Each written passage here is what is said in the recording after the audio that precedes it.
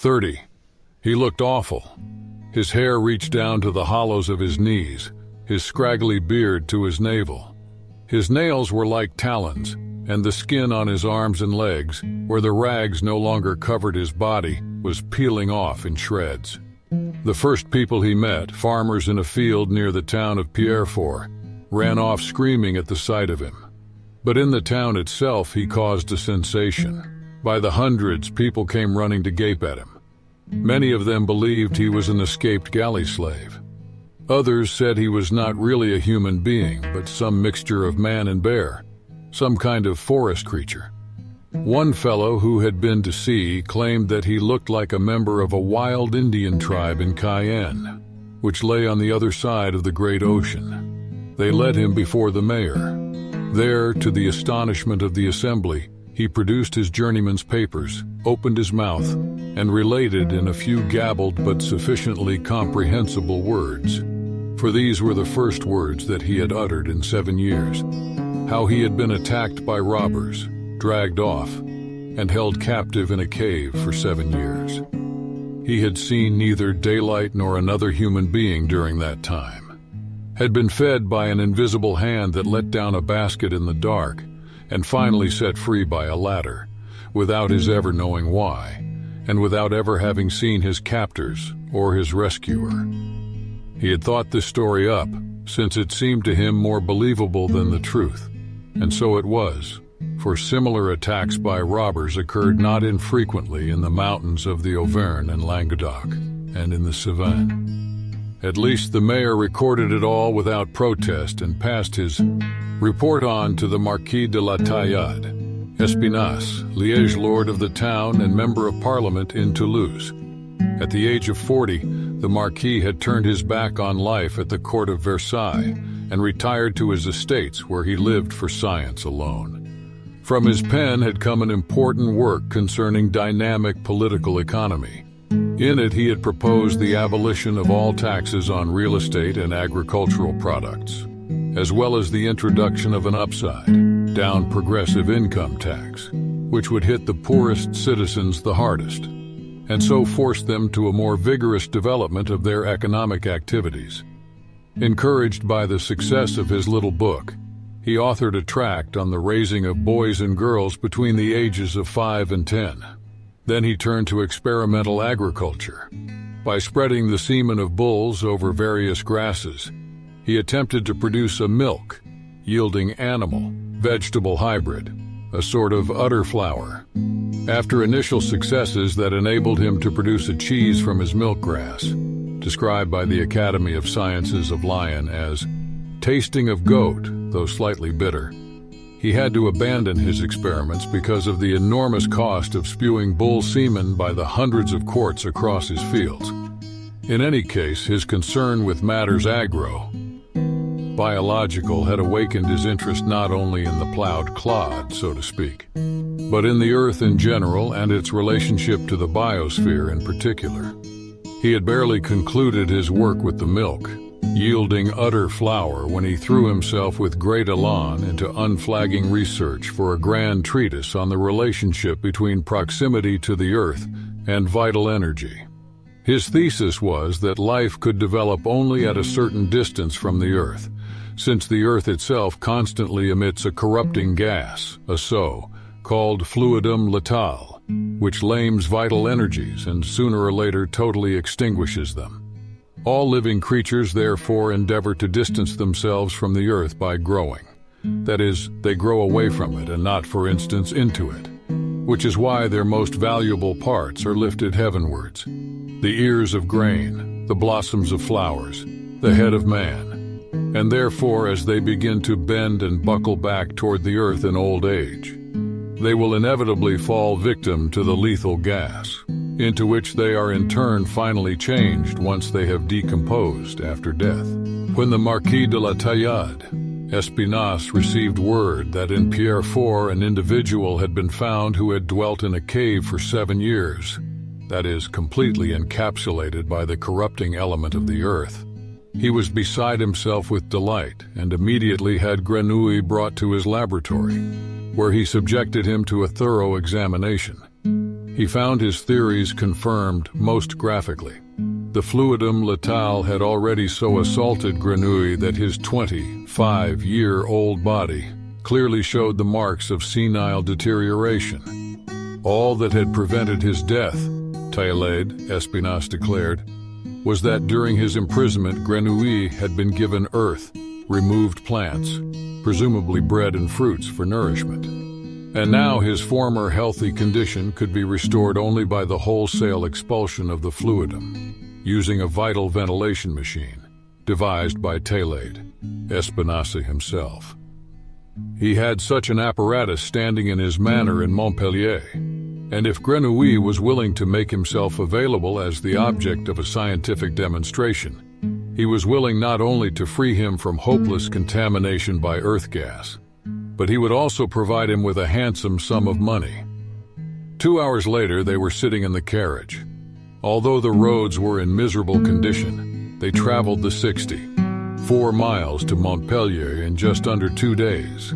For despite his advanced age, the Marquis would not be denied his right personally to whip both driver and horses, and to lend a hand whenever, as frequently happened, an axle or spring broke. So excited was he by his find, so eager to present it to an educated audience as soon as possible. Grenouille, however, was not allowed to leave the carriage even once. He was forced to sit there all wrapped up in his rags in a blanket drenched with earth and clay. During the trip, he was given raw vegetable roots to eat. The Marquis hoped these procedures would preserve the contamination by Earth's fluidum in its ideal state for a while yet. Upon their arrival in Montpellier, he had Grenouille taken at once to the cellar of his mansion and sent out invitations to all the members of the medical faculty, the Botanical Association, the Agricultural School, the Chemophysical Club, the Freemason Lodge, and the other assorted learned societies, of which the city had no fewer than a dozen. And several days later, exactly 1 week after he had left his mountain solitude, Grenouille found himself on a dais in the great hall of the University of Montpellier, and was presented as the scientific sensation of the year to a crowd of several hundred people. In his lecture, Taillade Espinasse described him as living proof for the validity of his theory of Earth's fluidum letale. While he stripped Grenouille of his rags piece by piece, he explained the devastating effect that the corruptive gas had perpetrated on Grenouille's body. One could see the pustules and scars caused by the corrosive gas. There on his breast, a giant, shiny, red gas cancer, a general disintegration of the skin, and even clear evidence of fluidal deformation of the bone structure, the visible indications being a clubfoot and a hunchback. The internal organs as well had been damaged by the gas: pancreas, liver, lungs, gallbladder, and intestinal tract, as the analysis of a stool sample, accessible to the public in a basin at the feet of the exhibit, had proved beyond doubt.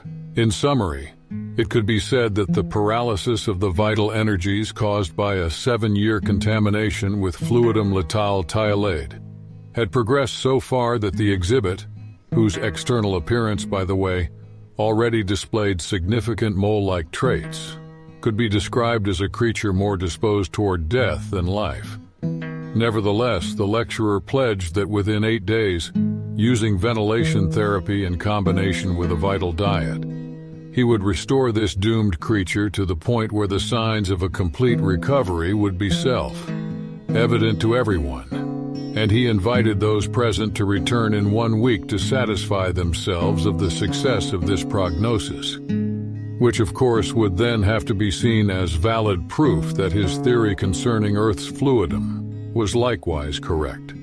The lecture was an immense success. The learned audience applauded the lecturer vigorously and lined up to pass the dais where Grenouille was standing. In his state of preserved deterioration and with all his old scars and deformities, he did indeed look so impressively dreadful that everyone considered him beyond recovery and already half decayed, although he himself felt quite healthy and robust. Many of the gentlemen tapped him up and down in a professional manner, measured him, looked into his mouth and eyes, Several of them addressed him directly and inquired about his life in the cave and his present state of health. But he kept strictly to the instructions the Marquis had given him beforehand and answered all such questions with nothing more than a strained death rattle, making helpless gestures with his hands to his larynx, as if to indicate that too was already rotted away by the fluidum letale Tailade. At the end of the demonstration, Tailade Espinaza packed him back up and transported him home to the storage room of his manor. There, in the presence of several selected doctors from the medical faculty, he locked Grenouille in his vital ventilation machine, a box made of tightly jointed pine boards, which by means of a suction flue extending far above the house roof could be flooded with air extracted from the higher regions, and thus free of lethal gas. The air could then escape through a leather flap valve placed in the floor. The apparatus was kept in operation by a staff of servants who tended it day and night, so that the ventilators inside the flue never stopped pumping. And so, surrounded by the constant purifying stream of air, Grenouille was fed a diet of foods from earth-removed regions: dove bouillon, lark pie, ragout of wild duck, preserves of fruit picked from trees, bread made from a special wheat grown at high altitudes, wine from the Pyrenees, chamois milk, and frozen frothy meringue from hens kept in the attic of the mansion, all of which was presented at hourly intervals through the door of a double-walled airlock built into the side of the chamber. This combined treatment of decontamination and revitalization lasted for 5 days.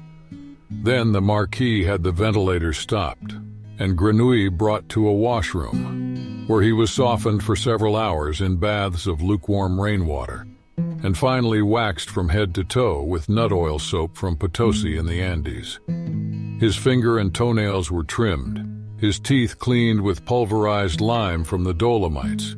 He was shaved, his hair cut and combed, coiffed and powdered. A tailor, a cobbler were sent for, and Grenouille was fitted out in a silk shirt, with white jabot and white ruffles at the cuffs, silk stockings, frock coat, trousers, and vest of blue velvet, and handsome buckled shoes of black leather, the right one cleverly elevated for his crippled foot. The Marquis personally applied white talcum makeup to Grenouille's scarred face, dabbed his lips and cheeks with crimson, and gave a truly noble arch to his eyebrows with the aid of a soft stick of linden charcoal. Then he dusted him with his own personal perfume, a rather simple violet fragrance, took a few steps back, and took some time to find words for his delight. "Monsieur," he began at last, "I am thrilled with myself. I am overwhelmed at my own genius. I have, to be sure, never doubted the correctness of my fluidal theory, of course not. But to find it so gloriously confirmed by an applied therapy overwhelms me. You were a beast, and I have made a man of you. A veritable divine act. Do forgive me, I am so touched. Stand in front of that mirror there and regard yourself. You will realize for the first time in your life that you are a human being, not a particularly extraordinary or in any fashion distinguished one, but nevertheless a perfectly acceptable human being. Go on, monsieur. Regard yourself and admire the miracle that I have accomplished with you." It was the first time that anyone had ever said "monsieur" to Grenouille. He walked over to the mirror and looked into it. Before that day, he had never seen himself in a mirror. He saw a gentleman in a handsome blue outfit, with a white shirt and silk stockings, and instinctively he ducked, as he had always ducked before such fine gentlemen. The fine gentleman, however, ducked as well, and when Grenouille stood up straight again, the fine gentleman did the same, and then they both stared straight into each other's eyes. What dumbfounded Grenouille most was the fact that he looked so unbelievably normal. The Marquis was right. There was nothing special about his looks, nothing handsome, but then nothing especially ugly either.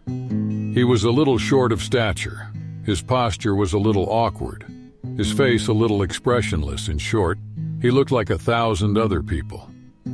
If he were now to go walking down the street, not one person would turn around to look at him.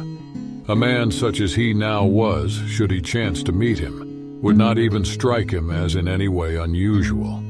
Unless, of course, he would smell that the man, except for a hint of violets, had as little odor as the gentleman in the mirror, or himself standing there in front of it. And yet only 10 days before, farmers had run away screaming at the sight of him. He had not felt any different from the way he did now. And now, if he closed his eyes, he felt not one bit different from then. He inhaled the air that rose up from his own body and smelled the bad perfume and the velvet and the freshly glued leather of his shoes. He smelled the silk cloth, the powder, the makeup, the light scent of the soap from Potosi.